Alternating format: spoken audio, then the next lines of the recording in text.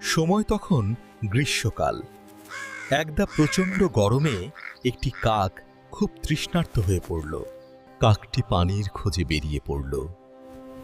গ্রীষ্মের তাপদাহে মাঠঘাট ফেটে চৌচির।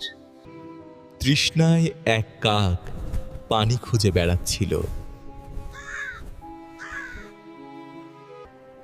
তৃষ্ণায় কাকটি পানি খুঁজে বেড়াচ্ছিল। অনেক খুঁজেও সে কোথাও পানি পেল না।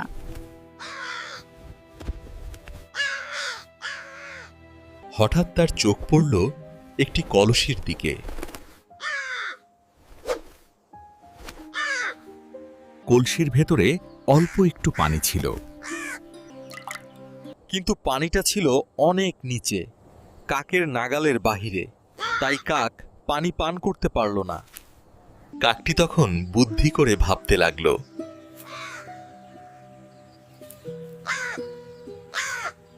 তার চোখে পড়ল কিছু ছোট পাথর।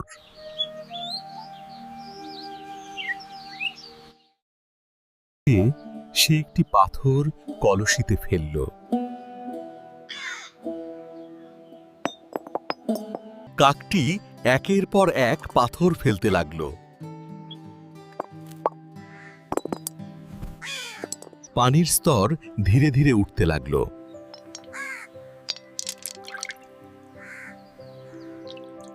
অবশেষে কাকটি পানি পান করল।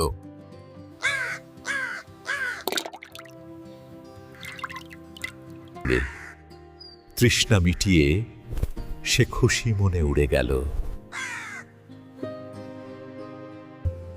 শিক্ষা: বুদ্ধি থাকলে সব সমস্যার সমাধান হয়।